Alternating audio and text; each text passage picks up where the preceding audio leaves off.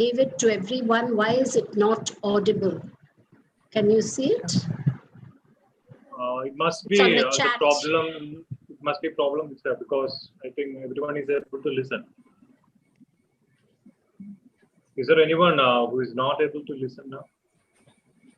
Yeah, she is all right. I just switch on off there.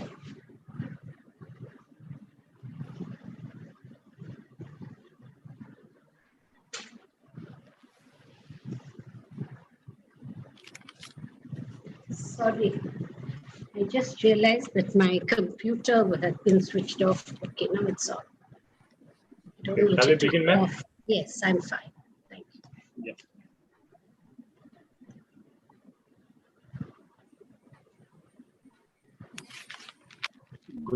Good morning to one and all. It's a great pleasure that we are stepping into the second day of BINOCS National Webinar Festival, the largest webinar festival in Kerala. And today we are privileged to have Dr. Nanditha Krishna, the president of C.P. Ramaswamy Iyer Foundation, Chennai, and the member of Indian Council of Historical Research. We are glad to have you, ma'am. And I am, on behalf of Al-Azhar BEd Training College and on behalf of the coordinators, I welcome you to this session. As well as I welcome Alka Maria Simon, the moderator of this function, who is the champion of Speak for India Kerala edition 2019. So over to you, Alka. Thank you, Alexander. A very warm and pleasant good morning to all of you present here.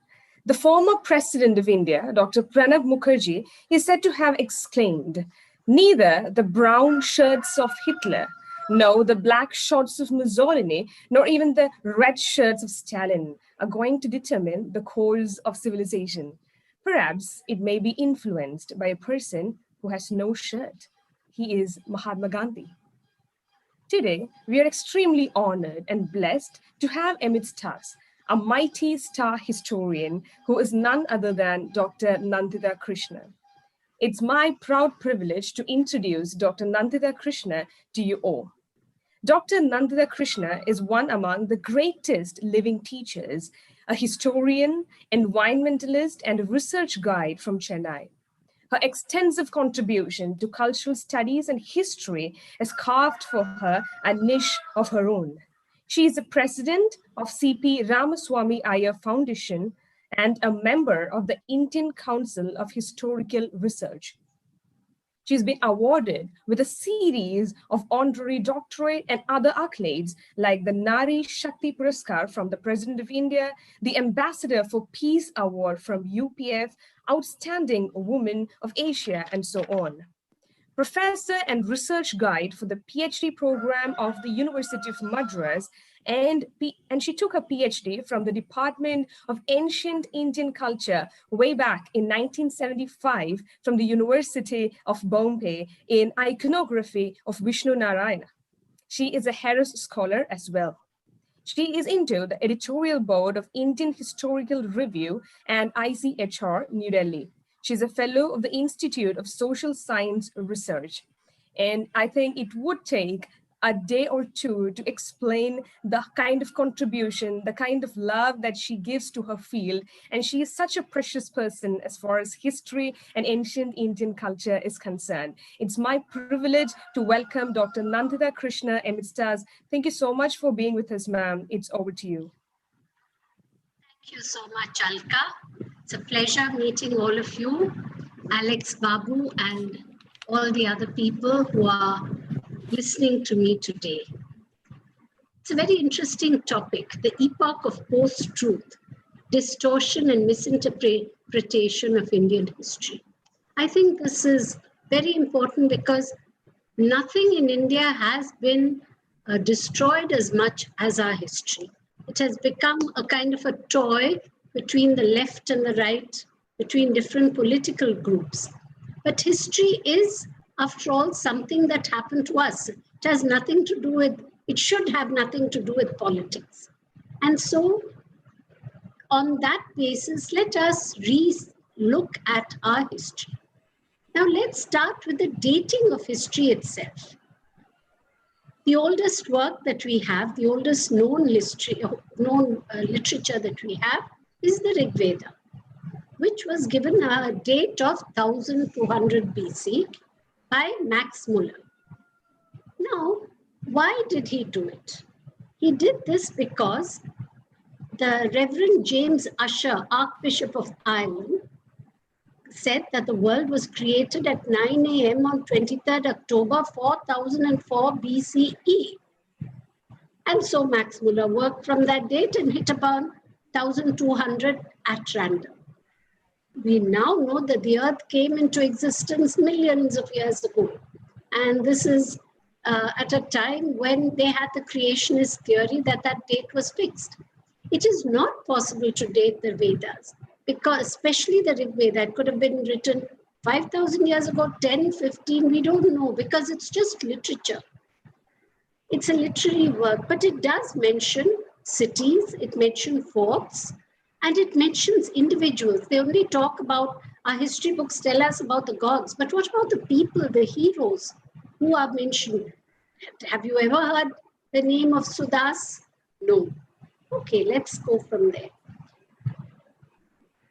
So I put my scientists on this. You know, in the foundation, we have several institutes. We have an environmental institute and an Indological research institute. So I put the scientists who are botanists and zoologists on dating the plants of the Rig Veda. I went through the Rig Veda and listed every plant and animal that is mentioned there. And it's amazing. It's all the plants of what you have today in the North Indian plain. Even the chinar of Kashmir is not mentioned in the Rig Veda. Now, anything else you can cook up, but you cannot cook up plants. And I cannot say I was sitting in New York under a coconut tree and having a cup of chai. It's not possible. I would have to say it's somewhere in South India that I was sitting under a coconut tree. So, and so on. So, when we did this listing of plants and animals, we found not only that they were only Indian plants, so the Vedas could not have been written in Afghanistan or Caucasus or anywhere else. The other thing was also that it correlated with what we saw in the Harappan seals. Now, the most important tree in the Rig Veda is the Ashwatha, the pipal tree. Now, the earliest image of a plant which is under worship in the Harappan civilization is in a seal. There's a pipal tree inside which there is a man.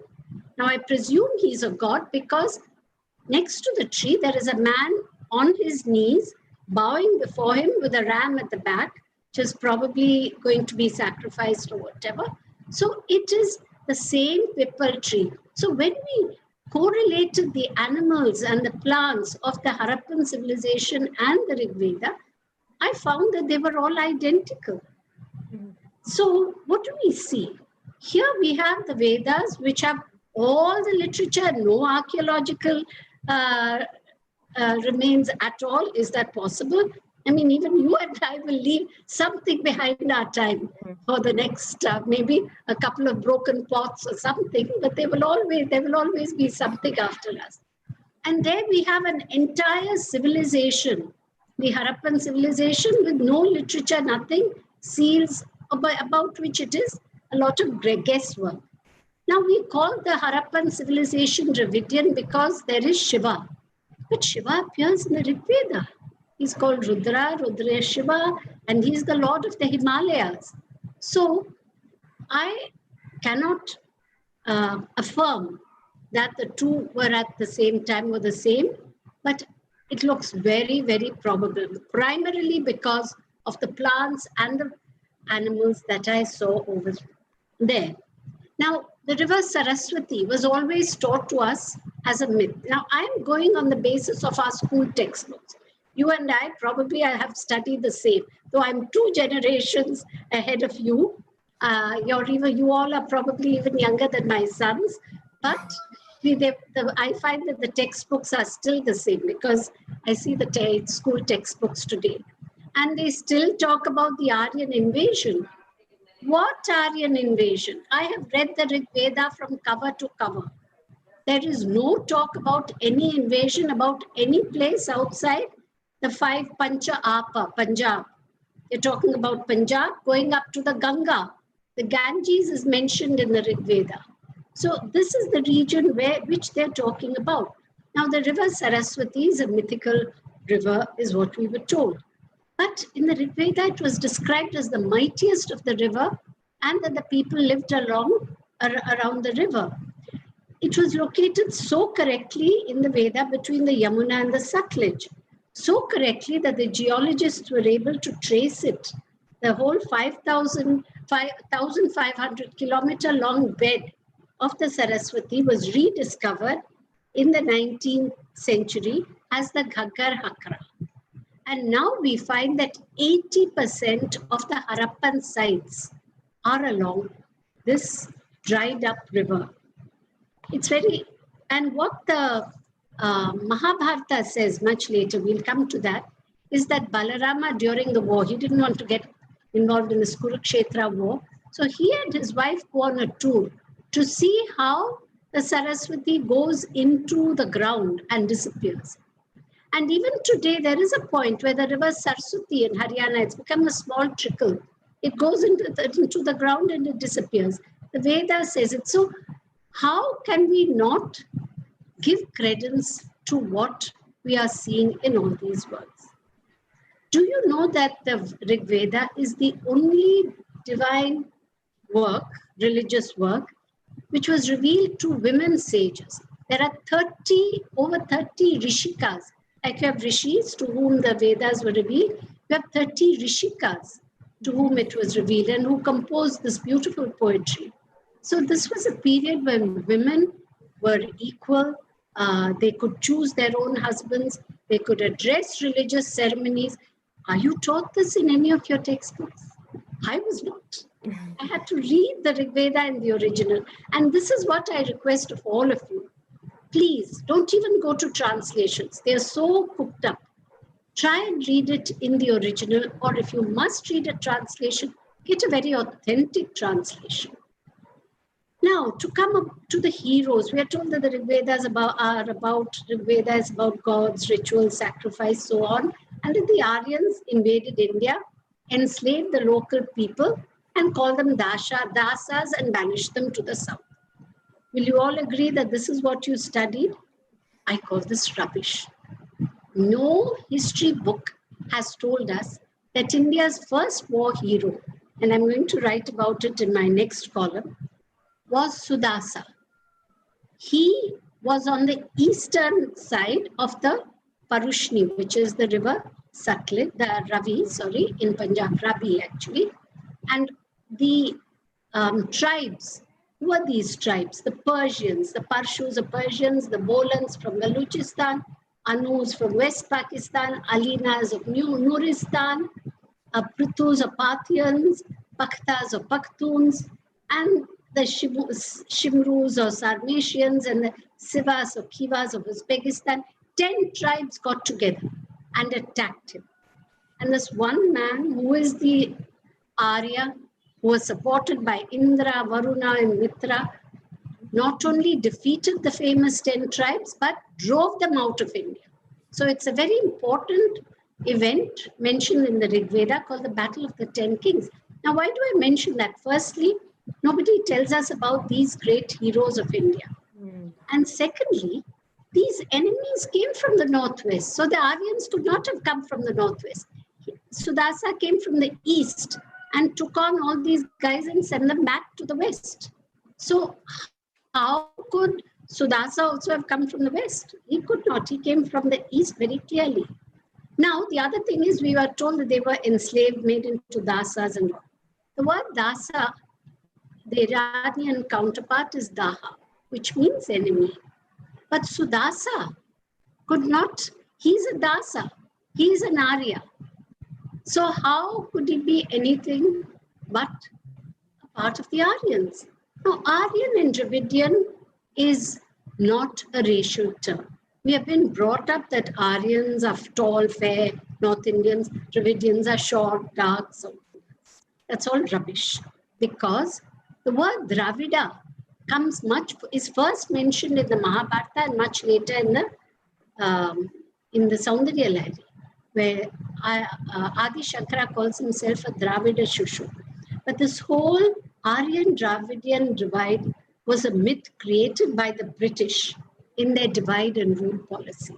The sad part is that after 75 years, we are still being divided and ruled. Why are our history books not being rewritten? What does the word Arya mean? It is not a racial term. Hitler may have called himself anything, I don't care. The word Arya is like saying sir. People addressed each other as enter Arya, sit down Arya, get up Arya, meaning come in sir. We still say it in the South. Vanga Ayya, Vanga sir, Ukkaranga sir. I'm speaking in Tamil, I don't know Malayalam, but it's something similar, I'm sure. Ivada Varu sir, that kind of thing. So it's Maryada, which is what we have in our culture. And Arya was just the word used as a respectful term to address the other. And it had nothing to do with race. So that I feel this is what we must first get rid of, that the Aryan and Dravidian were two different people. The Aryans were conquerors, they were a race, they were not. There was no such people called the Aryans. Everybody, you are an Arya, I am an Arya. Because they're all respectable people. Because if you're a thief or a crook, you're not an Arya. That's all it meant, that's it. Now, what was Dravida in that case? The Dravidian languages were designated as an independent family in 1816 by Francis Ellis, a British civil servant. The word Dravida was never used by the Tamilians or Malayalis or Kannadigas or Tuluvas or Telugus. They never called themselves Dravida till Robert Caldwell introduced it. It's a Sanskrit word, remember, it's Dravida, which appears first in the Mahabharata, because there they say the kings of the Dravida kings also took part in the war. Some sent their army, some sent food and this thing, but that is how it comes in. But Caldwell's Comparative Grammar of the Dravidian or South Indian Family of Languages in 1856 effectively created a north-south divide and an Aryan-Dravidian cleavage. But please remember that neither Aryan nor Dravidian are racial terms. And it is ironic that the whole Dravidian movement is based on a word which is Sanskrit in origin. Now, I come back. 1 minute, I've written a few things and I've let it go off. Okay. We are told that the Dravidians were the original inhabitants of the Indus Valley who were banished to the south. But Tamil has an enormous literature, and I'm fortunate that I know both Sanskrit and Tamil. So I can read both these very classical literatures and get my knowledge from two very important sources. And nowhere in Tamil literature do they say that except Rishi Agastya, who came with a big contingent, nobody else claims to have come from north to the south. On the other hand, we have a lot of the kings, like say the Tirayans, the Pallavas, the Cholas, who all claim to have come through the sea. Now, the Tirayans say Tirai Tar Marupin, that is given by the waves. So the Pallavas, they all say they came from the sea. So how could they have all come from the north when the literature says that they were either there or they came through the sea? So this is what I want to say. These are some of the fallacies that we are living with. Recently, I wrote an article about the Ramayana. Is it history or a myth? Now, Ramayana and Mahabharata are described as itihasa. Thus it happened. And I agree with you that flying monkeys and pushpa vimanas are a definite form of fantasy. But then we should go back to the Ramayana and see how it was written. Right in the first chapter, we have a little scene where Valmiki asks Narada, who is the greatest man, the greatest king who ever lived? And Narada is short in 2 pages. He says, there is this king of Ayodhya called Rama, and he's a great king. He was banished for 14 years by his stepmother Kaikeyi. He went to the south. His wife was abducted by Ravana. He went to Lanka. He on the way he met the Vananaras. Vanara, he calls them Vananaras, the people of the forest, not monkeys. And he met them and they helped him. They built this Setu and they went to Lanka and brought back Sita. This is the actual story of the Ramayana. Valmiki is a poet. He makes it into an epic. Now, would you read the book if I had told you the story? Never. He put in flying monkeys. He put in pushpa vimanas, aeroplanes. So he is a writer. He made this 2-page story, pushes it over 7 pages. All kinds of things happen. Vali, Sugriva, all these. None of this is in the main story at all. So what I want to say is we have to know how to take out the myth and see the original story. So that was the story of Ramayana. The Ramayana is a linear story. And how did I come? Again, I use the same thing of the plants. When I read the Ramayana in the original, there is a portion where Rishi Bharadwaja tells Rama, Sita, and Lakshmana as they go into Dandakaranya. It is the great forest of central India, which is still the greatest forest of India, Madhya Pradesh. He says, be careful, there are lions and tigers in the forest. Now, my good teachers taught me that lions and tigers don't live in the same forest. So I said, this is rubbish, this doesn't exist. Till I went to Dandakaranya, and there at Bhimbetka, there are paintings, 10,000 years old, of a lion and a tiger next to each other. Now, today, if I tell you that, you'll say, where are the lions in Dandakaranya? But people have hunted and killed them. There were lions and they are there on the paintings, and the paintings are 10,000 years old. It's not today or yesterday. So again, I sent 2 scientists and I said, okay, go write down the 4 forests of the Ramayana. These are Chitraputa, Dandakaranya, Panchavati, and Kishkinda. Amazingly, the same plants and animals described by Valmiki are still found in these places.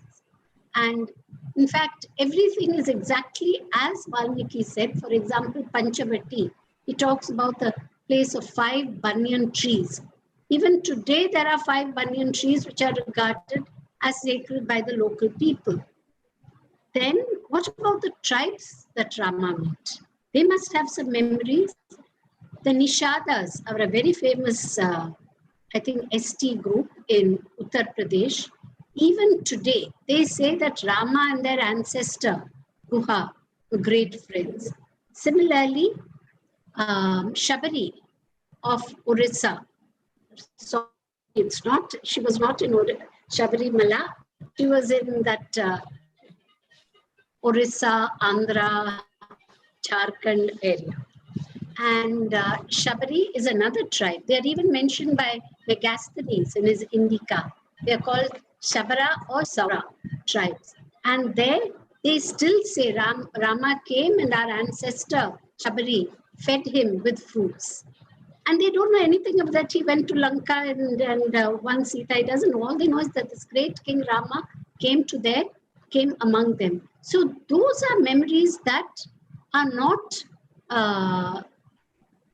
dictated by our literature or anything. These are tribal memories that they have. Now, when they go to Kishkinda, everything is associated with Hanuman, Anjani. There's the Anjanadri hill. And obviously, somewhere there, I don't know why he made the people into monkeys, perhaps because of the black-faced langurs was so in such a abundance over there. And over there, 2 wise men are mentioned. One is Hanuman, Sugriva, Vali, of course, the monkeys, as you call them, the Vanaras, and Jambavan, the bear. And even today, there is a Jambavan sanctuary, a bear sanctuary, and the black langurs. These are the only 2 animals over there. So I sent my people and I sent them down to Lanka and we searched the plants.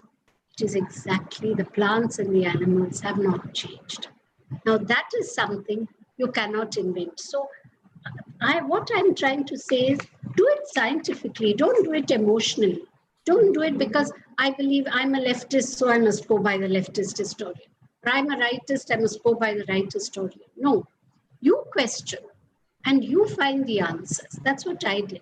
I mean, of course, I'm not a botanist, I'm not a zoologist.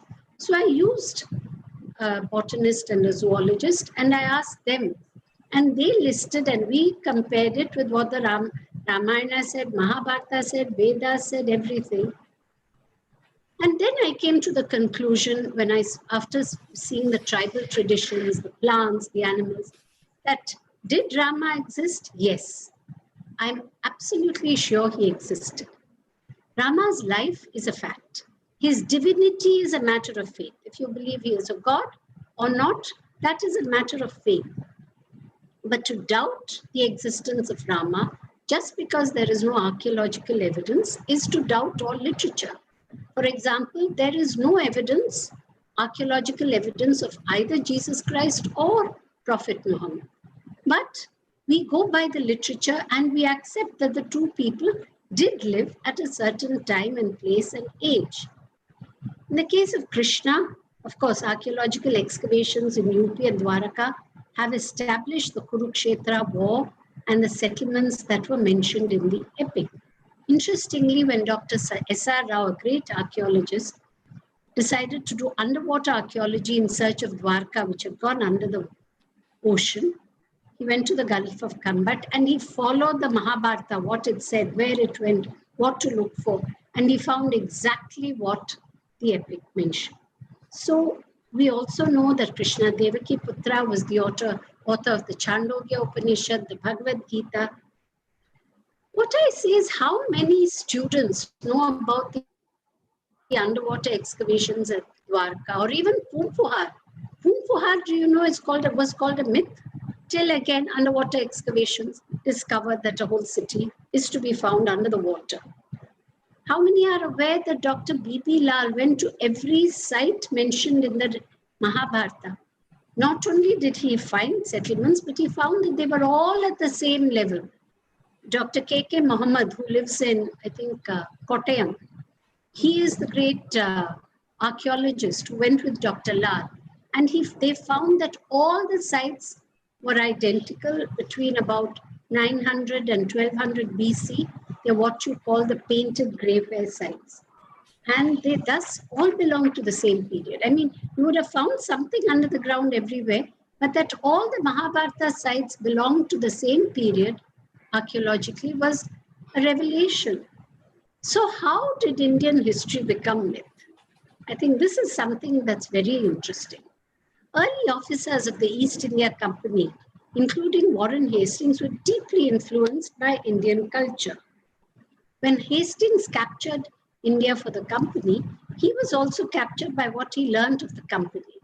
And the board of directors were very upset when they found that so many of their people were captivated by India. They called it the Brahminization of the Englishman. So they decided to organize a debate among the officers returning from India on the morality of the Indians. And they were shocked to receive 30 papers of over 100 pages each. That's quite a lot. And they found that they were all glowing in their description of India. So the company decided to control the situation by a very deliberate attempt to demean Indian history, culture, knowledge, and spiritual influence. So in 1813, J.S. Mill, John Stuart Mill, and Charles Grant were appointed to write the history of British India, where all Sanskrit literature was described as mythical. So that means we have no literature before Alexander the Great. This book formed the syllabus for English administrators who had to pass through the East India College before leaving England.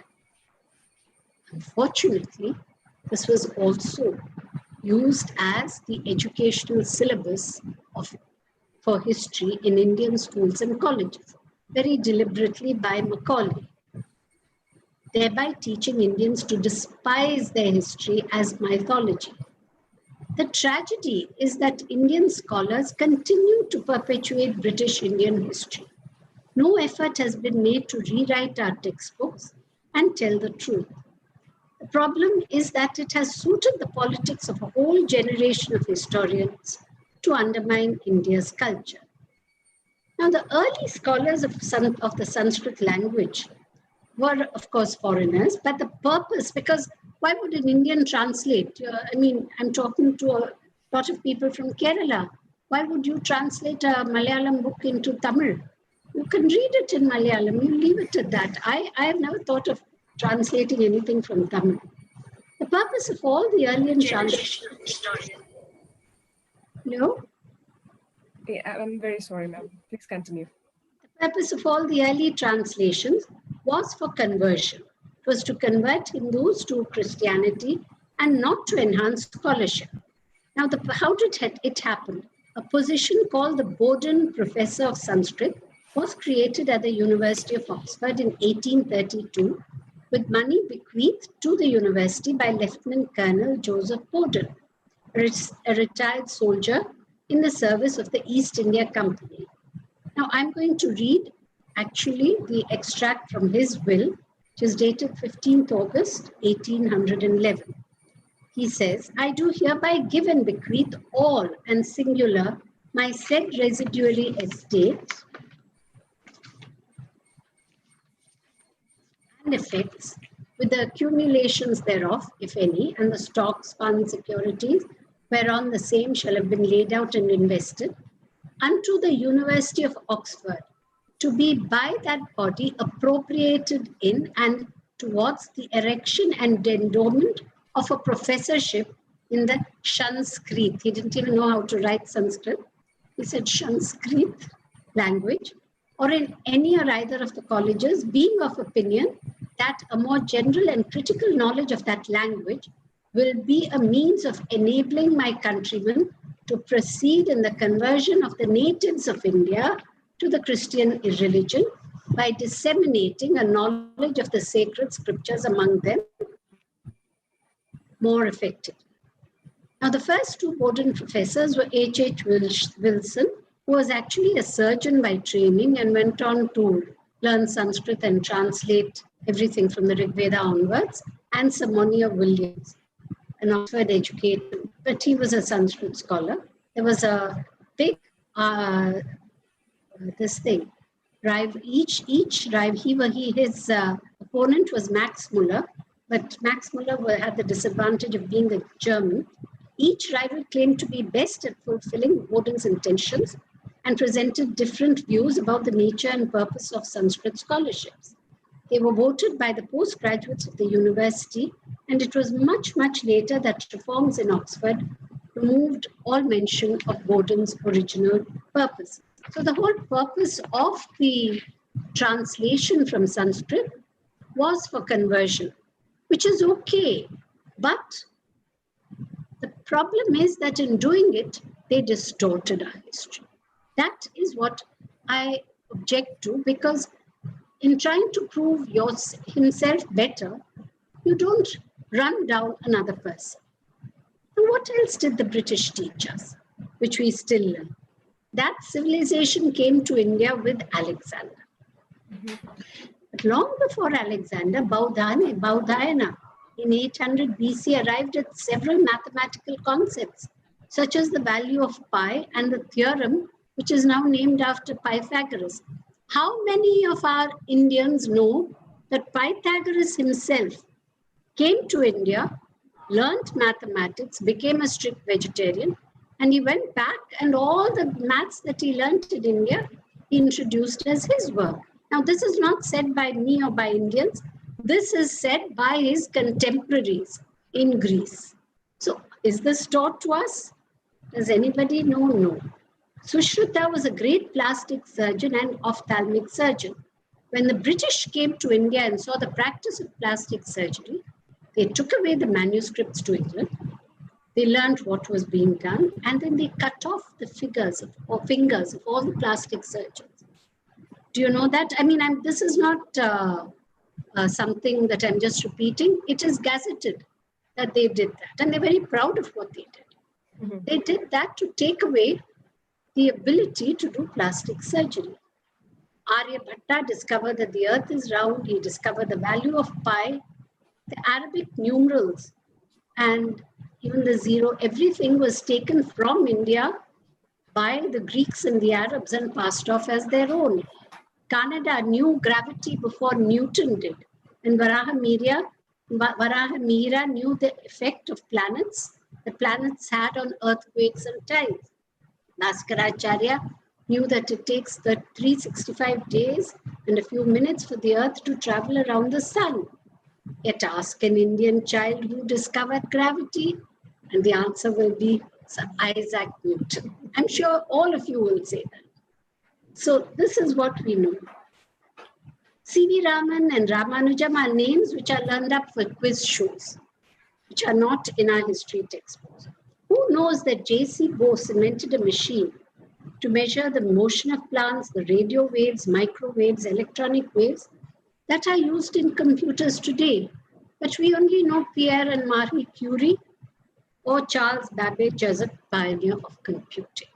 So we don't know that our Indians did. I'm talking about Raman and Ramanujam and J.C. Bose, who are not contemporaries, but who are within the last 100 years.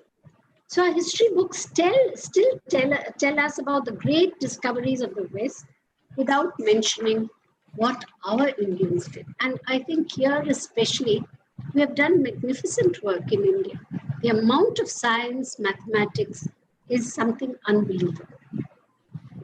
Then finally, I come to the Great Revolt of 1857. Now, this is, of course, Indian history, written by Indians. But how many of us know that the earliest revolts started in South India? I know about Tamil Nadu. Maybe there were many in Kerala too, but I know that the first mutiny in the Indian Army was that of the 9th Battalion, or the Madras Regiment, in 1775. The South Indian Poligar, as it's called, a Palayakara rebellion of 1798, which went on till everybody was hanged in 1801. The Vellore Mutiny of 1806. How many Indians have heard of the Marudu brothers, Veerapandi Kattabomman, Tacholi Ottanan of Kerala, or great warrior queens like Rani Abakka, who defeated the Portuguese, Rani Chennamma of Kittur, or Rani Mangammal of Madurai, both of whom fought the British? Or that Raja Martanda Varma of Travancore defeated the Dutch at Kolachel in 1741. The first time an Asian country had defeated a European naval force. To go back further, how many people know that Rajendra Chola, how many Indians, and I'm talking about the whole of India, conquered all the land between Sri Lanka and UP and Bihar, and all the lands of Southeast Asia? Indians contributed men and materials to the 2 world wars. Nothing is mentioned in our history books. I could go on and on, but as I said, I'll have to take a whole day to do this. So there's one other field about which nobody has talked, and that is environmental history. You all, well, Alka said that I'm an environmentalist, and you'll be happy to know that we are bringing out from the ICHR 7 volumes on the environmental history of India. Now, nothing is known about the impact of environmental change on history or vice versa.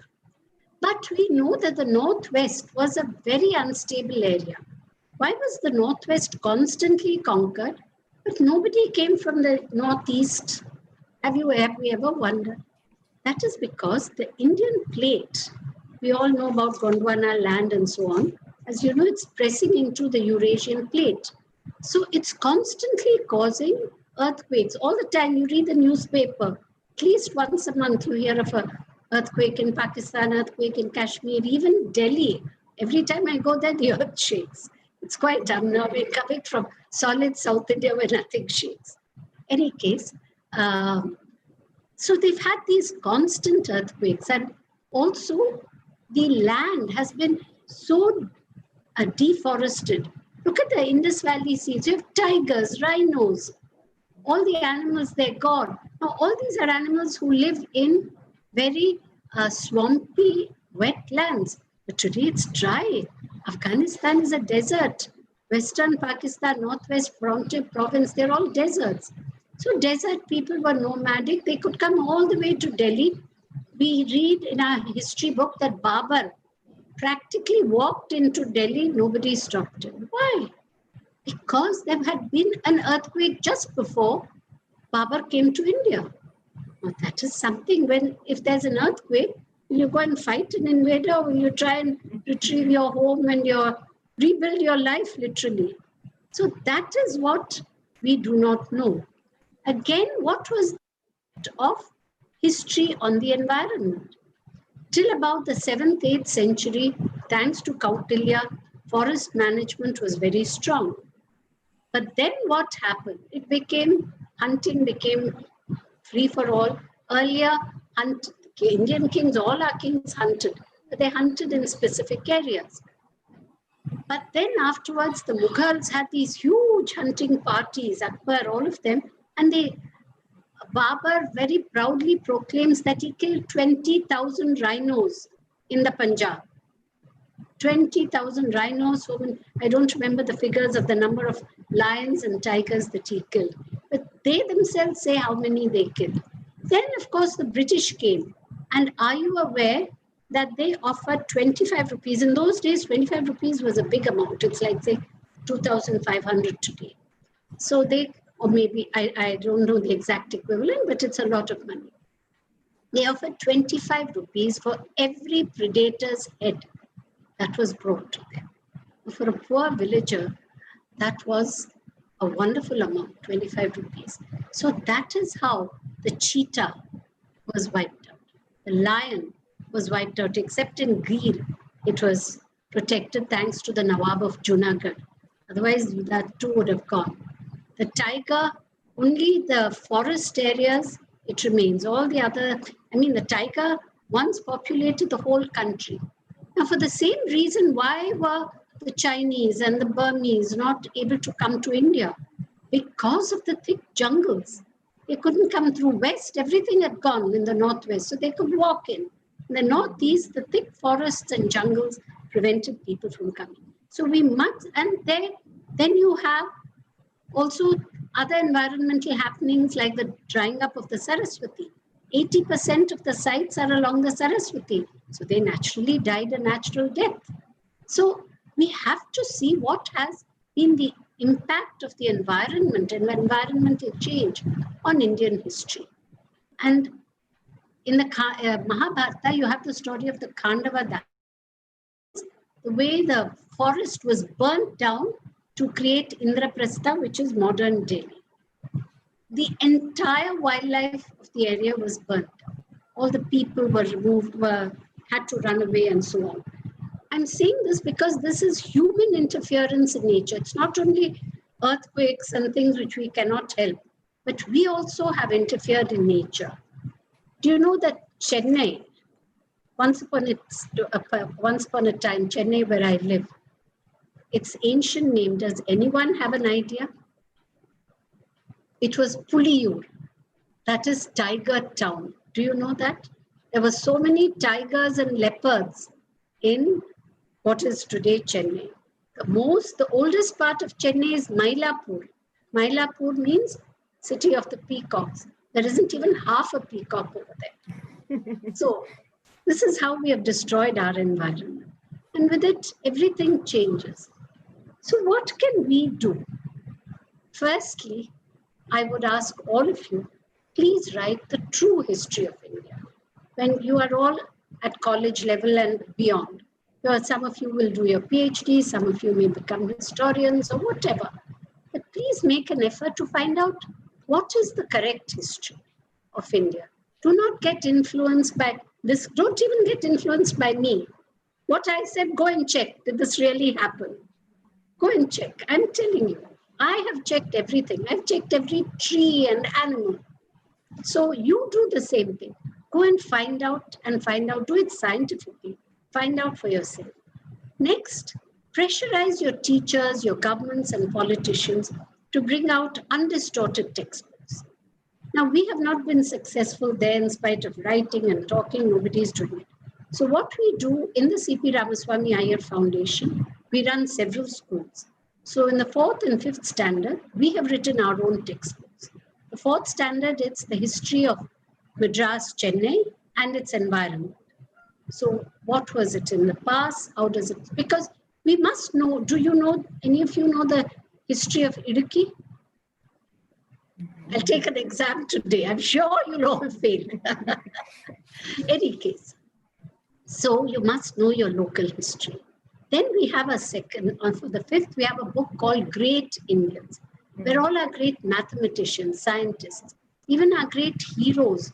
How many people know of Suhail Dev? The Prime Minister mentioned him this last week in the Independence Day speech. Suhail Dev, you know, Muhammad of Ghazni kept coming and destroying the Somnath temple. This was one man who stood up, made a confederation. Don't forget, there was no India at that time. They were all tiny, tiny little princely states, kingdoms, principalities. He put them together and he fought the Turks. He even got the Cholas to send an army to him. Do you know that? Have you read it in any textbook? They sent 5,000 men to help him. And he defeated it. And for 150 years after Suhail Dev, after Suhail Dev defeated the Turks, after Muhammad of Ghazni, nobody came into India. So these are the heroes we should learn about, but there are so many more. So please tell the children about all this. Tell them the truth, and we must first learn this ourselves. I'd like to thank you all. I could go on and on, as I said. If I go into medieval India, there's even more. So much distortion. And modern India, the 200 years of British rule are super distortion. But I don't want to bore you too much. And I want a period about which I can answer questions, which is ancient India. So thank you very much for giving me this opportunity and listening to me. Thank you. Thank you so much, Dr. Nanditha. Ma'am, it was such a pleasure, such an honor to listen to you about all the words that you spoke, about the different perspectives. I think a cubical approach to what ancient Indian culture was. I think it was it is really difficult, like just what you said, ma'am, to compress a huge thing like the ancient culture, the ancient history into something as brief as this time. But I think you just mastered it. It was very wonderful listening to you. It was extremely enlightening. And we certainly have a couple of questions coming up. Ma'am, I think I would just begin by asking you about the fact that you told us that history was distorted. That was what we were speaking about. Ma'am, a very basic question, a clarification as to what do you think is the real reason for this distortion of history? Why were we taught a distorted version? Because the British were the rulers. They didn't come here out of charity. They wanted to control us, control our minds. And if you go on telling a person how inferior he is, in time he will believe he is inferior. What do we tell our children?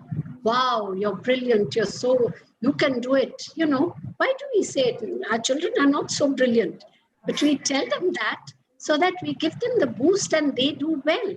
If you go on telling the child you're no use, you're useless, and it'll just go down. So the reason they did this, it was a very deliberate effort by the British to run down the Indians, to make them ashamed of themselves and look at the great white man as the bringer of civilization. It started with Alexander. So, you know, we are all brown, black, and inferior. So, you know, the great white man brings us civilization. They wanted us to do this. Somebody has asked me, why do you call it post-truth?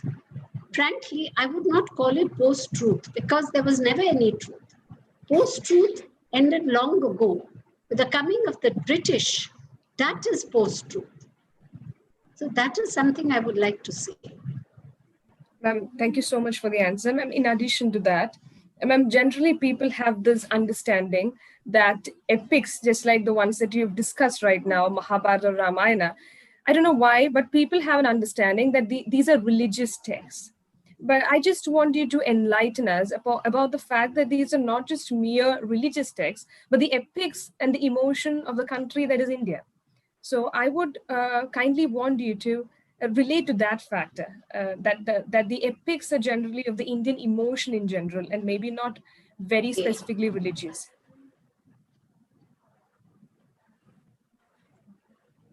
To start with, nowhere in the Ramayana does Valmiki call Rama a god.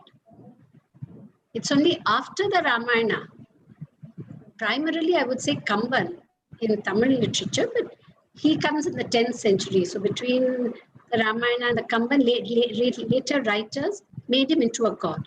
But in the Ramayana, he is not a god. He is just a king. And that is how they celebrate him. Now, Ramayana and Mahabharata, I think the best example to show that this is Indian emotion is what Shashi Tharoor did. He made a book. He wrote a book, The Great Indian Novel. Have you read it? I don't know if you've read it, Alka.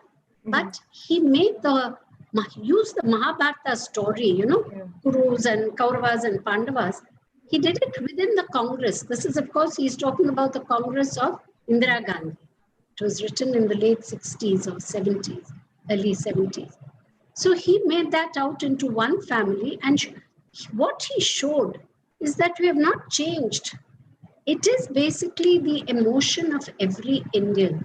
Leave out, the Bhagavad Gita is an interpolation. We know that. Because in the middle of a war, you can't say, stop, I shall now tell you, it's an interpolation put in by an author. But the main story, the battle between the Kauravas and the Pandavas, there's no religion there. It is any family just fighting over property, land. Don't tell me none of you know families who are not fighting over property and land. Everybody is in court. And in Kerala, from Marumagatai to Makkatayam, you have so many battles going on. So similarly, Mahabharata, it is emotion, it is family, it is the coming together. And that is something important in India. Similarly, in the Ramayana, he was never a god. He is never, not even called a god. He goes all the way down, and these are his interactions with local people. These are the things which drive us. For example, I was telling you earlier that I think it's very important to be with my family on a Sunday. Okay? Now, there's no Sunday in the Mahabharata or Ramayana. But what I'm saying is, it's the importance of the family. I'm sure everybody who is here believes that family is most important.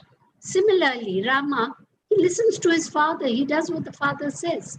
Whether it's right or wrong is immaterial. He obeys.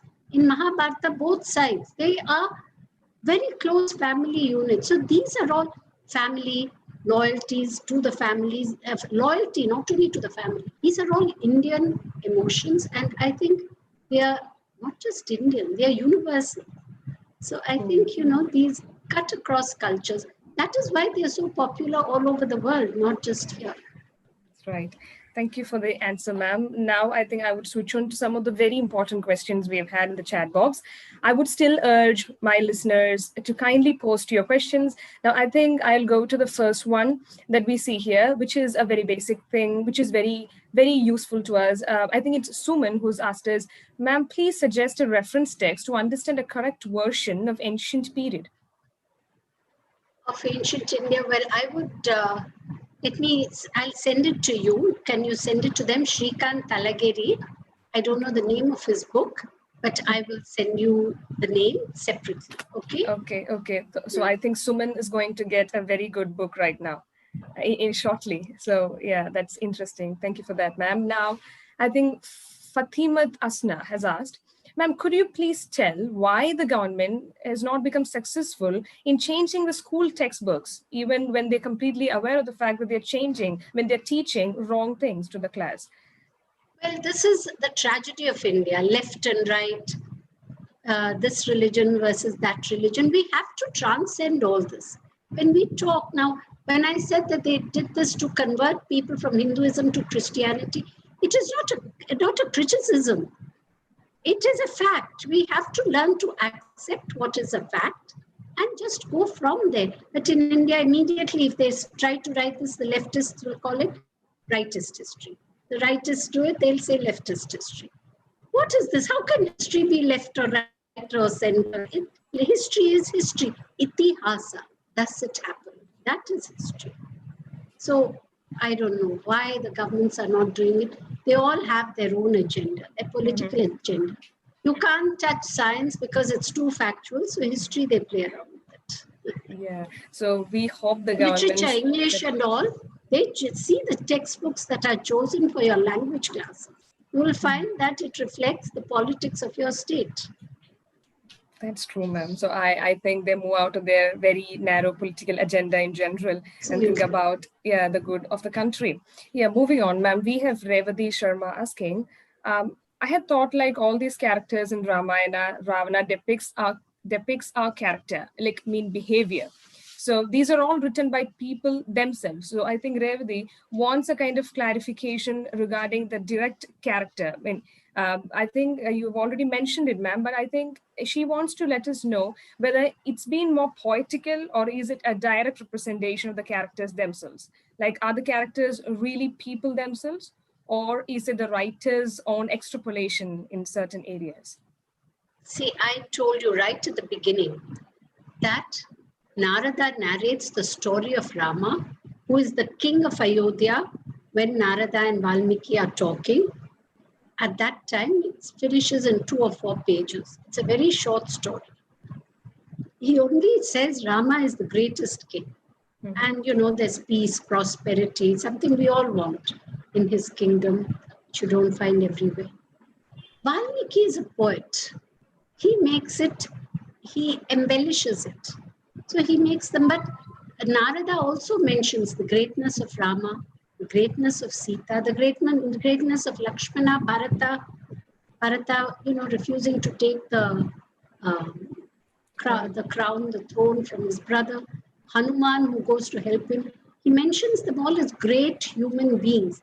Even the so-called monkeys, he calls them Vananaras, people of the forest. Nobody wants to read that because the flying monkey is much more fun.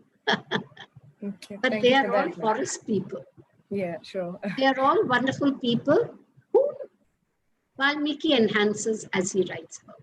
Yeah, so we call it poetic justice, or maybe his license, because he's a creative writer. He is a creative. Absolutely. God, you've said it. You've given the answer. Yeah, so we'll move on, ma'am. I think Adria Suresh wants to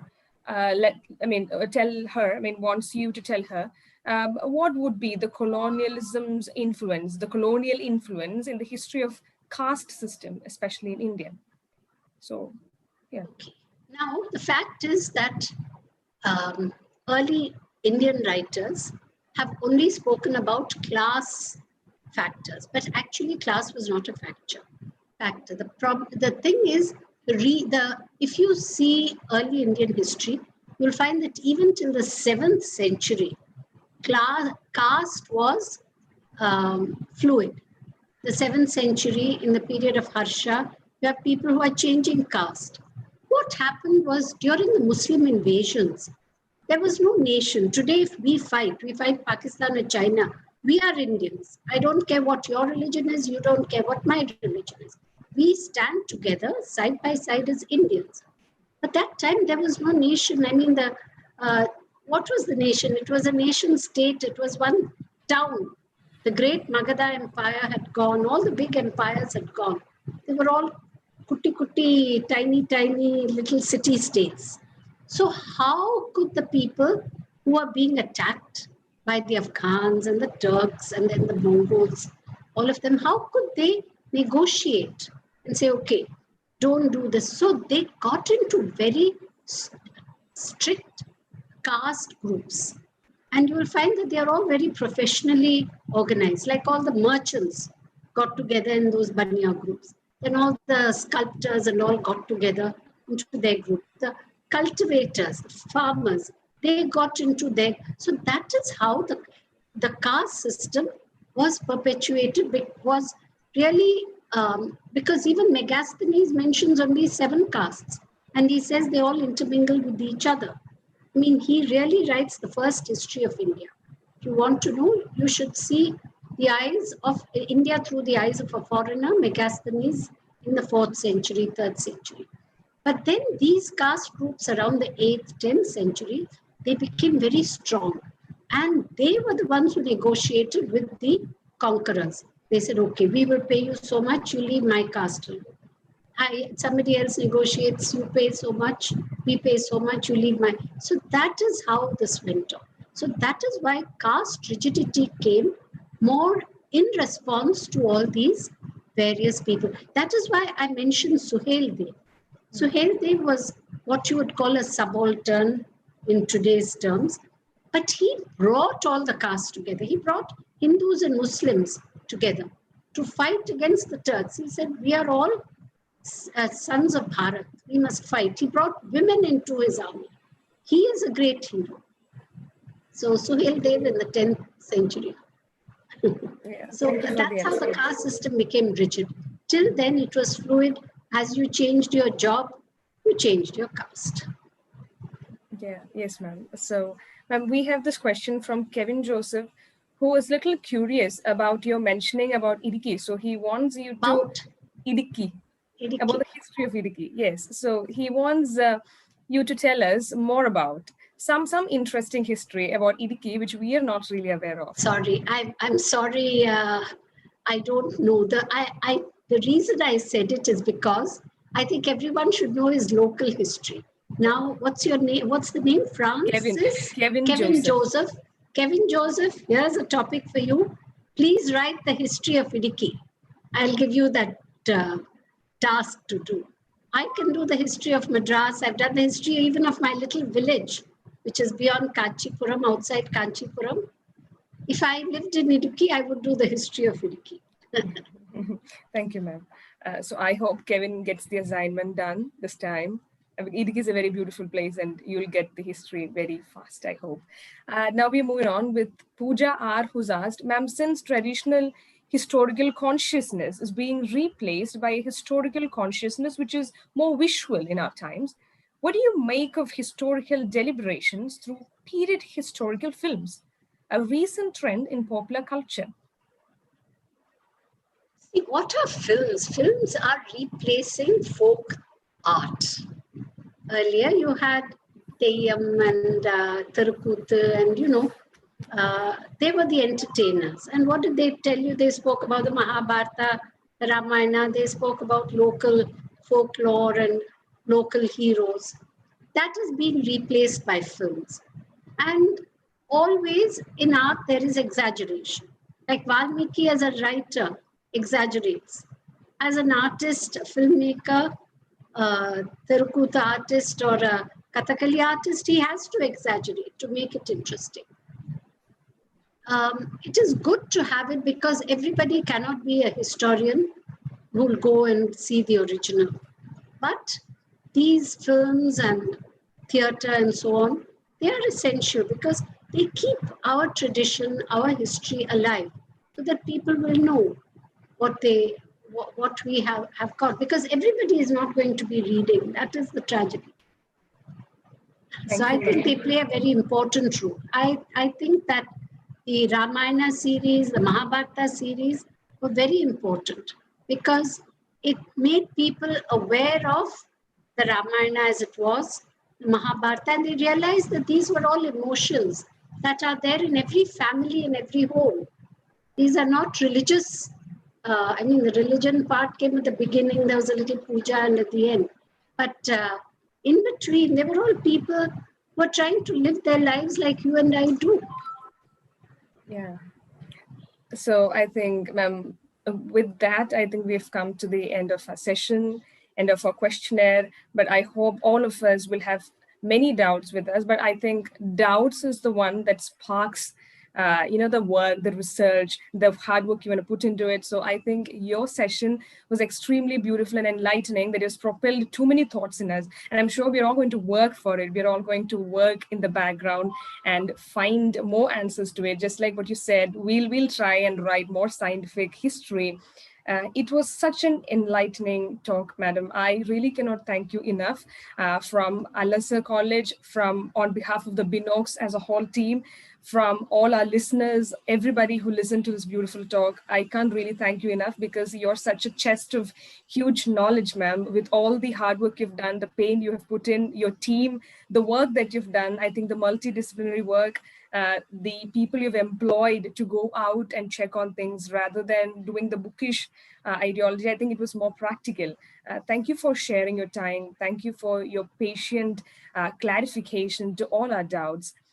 Thank you so much, ma'am. It was such an enlightening talk. This is going to stay with us.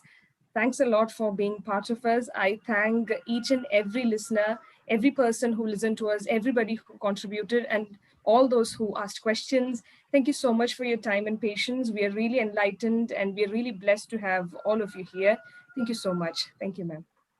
Thank you very much. Thank you, ma'am, for joining us and accepting our invitation.